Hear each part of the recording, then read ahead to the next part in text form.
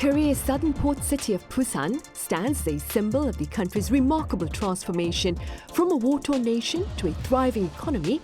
And keeping this reality in mind, Busan seeks to host an Expo of Solidarity in 2030. So what are the merits of Busan hosting the 2030 World Expo? And what are Busan's prospects of winning the bid? Also, what has Busan been doing to bring home this global event? Welcome to Issues and Insiders. Korea's latest attendance at the UN General Assembly included a flurry of diplomatic engagements to rally support for Busan's bid to host the 2030 World Expo. For more on the city's prospects, I have Professor Kim Sei-wan at Ewha Womans University live on the line. Professor Kim, it's good to have you on. Thank you for having me today. I also have Chris Tharp with us. Chris, as always, it's a pleasure. Thank you for having me. Chris, let's start off then with a few words perhaps on Busan's merits as a potential host for the 2030 World Expo. Well, when most people think of Korea, they think of Seoul right away. Seoul's the big capital. It's synonymous with Korea itself. So I think one of Busan's main attractions is that it's not Seoul. It's something new, it's something different, so it kind of perks the ears a bit. People are like, wait a minute, what's this city? I've maybe heard of it, they've maybe heard the name and seen something passing, but there's a novelty to Busan that may attract eyes and interest right off the bat. So I think Busan has kind of a mystery going for it that could hopefully help secure the bid. But of course, when it comes to the kind of physical things that make an expo or a large event happen, Busan has that in spades, of course. First is the world-class infrastructure. We have 7 lines of subway here that go all over the city. You can get anywhere in the city within 45 minutes. There's also buses and taxis. It's world-class. So I think infrastructure such as transportation is the first thing you look for something like this. And of course, the global locale. We're here on the Pacific Rim in Busan, right next to China, right next to Japan. Basically, almost half of the world's population is within a 6-hour flight, and that includes the Indian subcontinent. So this location is always a plus because it's easy to get to, and it's convenient for a lot of people to experience and visit the expo. Busan also has a lot of experience with major events such as the Asian Games in 2002, the APEC meeting in 2005, and of course the Busan International Film Festival, which happens every year. That kicks off next week, next Wednesday, in fact. So it's not like Busan's a newbie when it comes to hosting these kinds of events. We have experience, we have the infrastructure, and so I think that that will be a big plus for Busan. Right. And keeping in mind what Chris has just said, Professor Kim, first of all, that economically speaking, what is the importance of Busan for South Korea? Busan has been a backbone of Korean economy after the end of World War II because of Korean government's strong export-oriented policy and Busan's huge business port. Actually, Busan port is one of the largest business ports in the whole world, with the 5th largest port traffic today. Korean economy's foreign dependency is one of the largest in the whole world, and it means that export and imports are very important to Korean economy. So related to this, the single most important facility of Korean economy is Busan port. Having this business port, Busan quickly became the 2nd largest city in Korea in terms of population after the end of the Korean War. But Busan is recently suffering from declining population and weak economy. People leave Busan because the region does not provide enough jobs for young people. Many private corporations moved their main offices and production facilities to Seoul and Ulsan metro area, except marine transportation corporations. So it is expected that Busan is caught up with Incheon, which is another big city near Seoul metro area, in terms of population the next few years. So having Expo in 2030 would be a great chance for Busan to revive its regional economy. Right, indeed. And which is why in an exclusive interview with Arirang News earlier this year, Prime Minister Han Duck-soo spoke about how Busan has all the traits symbolic of Korea. To what extent, Chris, do you agree with this assessment of the southern port city? I actually think this is a great take. I've never really heard it phrased like this before, but I've lived here for 19 years and traveled all over the Korean peninsula. And so, yeah, Busan seems very representative of Korea as a whole, especially historically, because, this is a city where we have gleaming, brand new high rises next to hillside alleys and rabbit warrens of these little ramshackle houses that are kind of remnants of the Korean War and the refugees that live there. And of course, right next to them are some of the, some centers of commerce and technology that you would see anywhere, that would be dominant anywhere in the world. This is very much a 21st century Asian hub, this city, but at the same time, there are thriving markets where you can have street food and down home seafood and all sorts of things that sort of bring you back in time to an older, maybe more innocent Korea. But both these things exist concurrently. So, I mean, this is Korea concentrate in a sense. I mean, for example, you can take a subway in this town and it's this gleaming brand new subway with Wi-Fi in the air and walk out of the entrance and there's an old lady selling octopus and a pile of tree bark. I mean, it's these two worlds exist together and it's wonderful and really is, represents the magic that Korea is, in my opinion. Right, a blend of the past and the present then. Professor Kim, what are some of the projected economic gains of the 2030 Busan World Expo for South Korea? According to Korean government's estimation, hosting the expo generates some 61 trillion won or 48 billion US dollars in economic effects for Korea through the creation of new jobs and tourism. In more details, hosting Expo creates 500,000 new jobs and attract nearly 35 million visitors until 2030. Busan Expo generates direct economic benefits like construction projects and expo operations in Busan region, as well as indirect economic benefits that will come with events such as inflows of tourists through an upcoming passenger airport, increased employment and new public infrastructure and facilities, and the subsequent increase in consumer spending. The estimated profit from the World Expo far outrun that of previous Winter Olympics, which Pyeongchang hosted in 2018. By twofold and nearly 3 times the 2002 Seoul Soccer World Cup's 11.5 trillion won. As a longer-term economic benefits, Busan regions will gain a favorable reputation as a place to visit to foreign people. Right, indeed. Chris, one prerequisite, I understand, to win the bid for the 2030 World Expo is that the candidate city must solve its environmental problems. Now, based simply on your observation as a resident there for the past 19 years, what has Busan been doing to this end? I think, from just what I see on the streets, from walking around, from my daily life, would be transportation is where we see this the most. About a year ago, maybe a year and a half ago, I noticed that many of the taxis were starting to transition over to electric hybrids. Because when I came here in 2004, taxis could be kind of a rough experience. They often smelled like cigarettes and maybe were dented up and were kind of old. And now they're just brand new and everything is comfortable. And they're running on electricity instead of gas, or a lot of them were running on LPG before, and we still see those, but those are transitioning. And also buses now are starting to run on hydrogen. Now, this is a scheme introduced by SK and Hyundai in anticipation of winning the bid. They've introduced 1,000 hydrogen buses to the city. So they're hoping to move this to also things like garbage trucks and large vehicles, especially running on hydrogen, really have a much lighter carbon footprint than, let's say, diesel, of course, which is usually what they run on.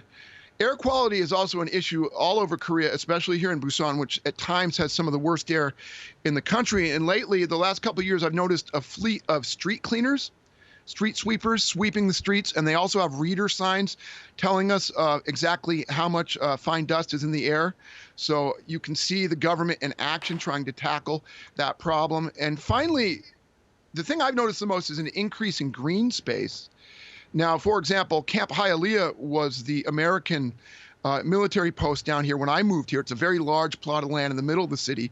The American military moved out, and after a lengthy cleanup, the city government transformed it into Citizens Park, which is one of the largest parks in the city, which is just, spaces of trees and greenery.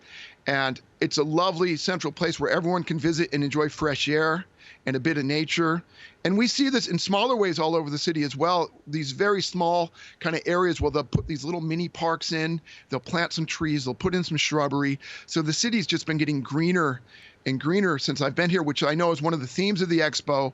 So I think they've really sort of put their money down here where it counts. And it's been a really positive gain in my eyes. Right, good to know. Professor Kim, President Yoon Suk-yeol, he engaged in 48 separate summit talks on the sidelines of the UN General Assembly in New York last week to, of course, rally support for Busan's bid and to seek broader economic partnerships with his partners around the world. How do you, Professor Kim, evaluate this latest diplomatic effort? And beyond Busan, in what direction should Korea's economic policy flow to ensure sustainable growth? President Yoon's 48 separate summit talks at UN was impressive. And I think it will be a great support on gaining Busan's hosting the expo. In persuading member countries for Busan, face-to-face talk between summits would be one of the most efficient measures to get agreements from these countries, including President Yoon's active participation in supporting for Busan's bid for Expo. Korean government as a whole is systematically supporting Busan's bid for Expo host. It is well orchestrated efforts between central governments and local governments. For example, when Busan Metro government, which is in charge of implementing the bid for Expo hosting, needs diplomatic support, Department of Foreign Affairs in central government provides supports instantly. And it should be noted that Busan's Expo hosting will be a great momentum in Korea's long-term growth because without reviving regional economies like Busan, there's no sustainable growth for Korean economy. It means that Busan's hosting Expo is a very important factor to both of regional economic growth and long-term country-level growth. Right, indeed. And keeping that in mind, Chris, are there any suggestions that you care to make to perhaps raise Busan's chances of hosting the 2030 World Expo? Well, while I expect the die is cast for the nearly 170 member states of the BIE, I think Busan's best chance of really securing this thing is to just be itself, is to be the city, is to show the city as it is. Of course, I was just referring to the green spaces here. And for me, one of the nicest things about this city is the nature that exists. I mean, 3.5 million people is the basic population of central Busan. And this coexists with all sorts of mountains and rivers and beaches. For example, you have mountains such as Gumjeonsan, which is with the fortress on top, Jangsan, Hwamyeongsan. And these are not just mountains, but they're large forests with hiking trails, the kind of the lungs of the city that really make this place livable. Highlight that. Talk about Igi-dae and Taejung-dae, these coastal parks with large cliffs, crumbling into the surging sea. And the Nakdong River Delta, like places like Ulsukdol with the migratory birds that come through, and the Nakdong River coming down, which is the second biggest river in the country, I believe, this major waterway, which provides all sorts of, wildlife and an opportunity to walk along its banks and just kind of lose yourself in the languid flow of the river. Of course, this goes along with all the modernity that Busan boasts, like the infrastructure, and I think these things people know about. But if Busan just kind of shows the world what she is, and again, there's the mystery factor. I think once people get to know Busan, it will be very attractive. Now, of course, Busan is up against a pretty formidable rival in Riyadh. Riyadh has very deep pockets of cash to sort of cement their bid. And also in light of the problematic Boy Scout Jamboree in August, that could damage the bid a bit. I've been writing about this for different media recently, but I think when all is said and done, people will be wowed by Busan. As I heard just through the grapevine that the inspectors who came here, they were kind of blown away. So I think that's because when you just look at the city on its own merits, it's kind of unquestionable that the bid should come here. Right. During their final inspection, they were quite taken aback, surprised, and very pleasantly surprised about the enthusiasm that the citizens of Busan were having to host, of course, the 2030 World Expo. And in the meantime, then, Professor Kim, should the government here seek to perhaps better leverage its business networks to win the World Expo bid? What do you think? Well, bid for hosting Expo in Busan, private corporation supports are extremely important, as we have seen in the cases of hosting Olympics and Soccer World Cup before. There are more than 200 countries in the world, and there are lots of people who do not know South Korea. Actually, some even don't tell the difference between North Korea and South Korea.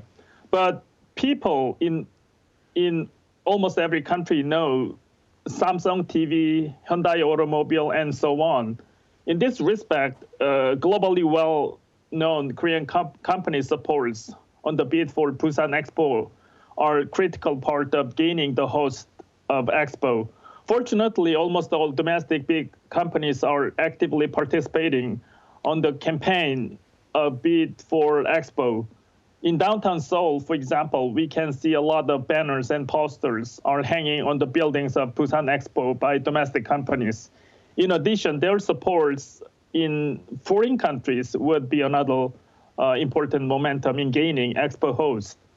Right. And Chris, let's talk about some happy thoughts now. Let's imagine that Busan does win the bid to host the 2030 World Expo. And aside from visiting the Expo itself then, what do you propose as a potential day's trip for a group of friends who are visiting Busan for the first time? Well, I have kind of a 2 or 3 pronged day trip. I've talked about this a lot before. This is what I write about a lot. I love the city. And there's so much to see, it's really hard to narrow down. But I think the first place to visit is Nampodong, which is the old harbor. There you can go to Chagalchi Market, which is the seafood market, over 600 years old, which is kind of the living, breathing soul of the city with all the sea life. And not just that, the people there, the hardened old ladies selling the seafood, the haggling, the coming and going. And of course, from Chagalchi, you should bop over to Bupyeong Gangtong Market, which is probably my favorite market down there. Aside from Chagalchi, it's more of an indoor market with great street food.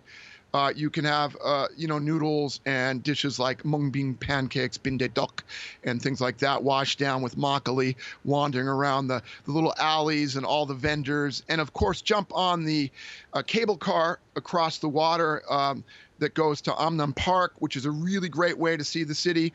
Maybe head over to Yeongdo and go to Hinyol Village, which is the white alabaster building village looking over the water. Another good place to go is head up to Haeundae Beach and then maybe have a coffee at Haeundae Beach, of course, the largest beach here. And then go to Haeunggongsa, the temple by the sea, which is north of Haeundae Beach, which is this temple on these rocky outcroppings, perhaps the most beautiful temple in Korea, in my estimation, and one of the few sea temples that I know of. And then from there, head up to Cheongsapo. Cheongsapo is an old fishing village that it now has restaurants and still has the old sort of tent pojangmacha style dining places where you can get down with grilled clams and grilled eel and seafood in kind of a very down home environment. And you're right on the edge of the city, though it feels like you're far up the coast in the middle of nowhere.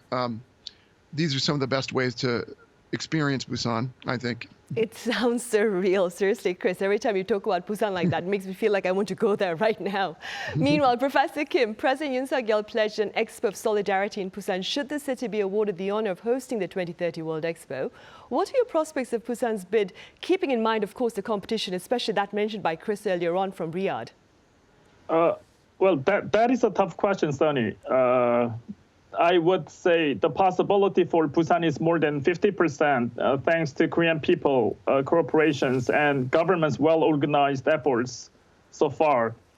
But we have to understand that the two competing cities are also desperate in hosting the expo in 2030. For example, Riyadh in Saudi Arabia is a strong candidate because they are supported by Saudi's big oil money and Middle East countries' solid supports. And Rome is the #1 destination of foreign sightseeing from many countries, and Italian government can miss the hosting expo in 2030 because there should be an event in promoting Italian economy, which is declining after 2000's global financial crisis. Right, indeed. Well, speaking as a Korean, I do hope that Busan gets the honor of hosting the 2030 World Expo. Right, Professor Kim, as always, thank you very much for your time and your thoughts. And Chris, as always, thank you very much for your insights. Thank you. Thank you very much. Right, well, that ends this week's editions of Issues and Insiders. We'll see you back here next Wednesday, that is October 4th, after the long weekend holiday to mark Chuseok and the National Foundation Day. Happy holiday.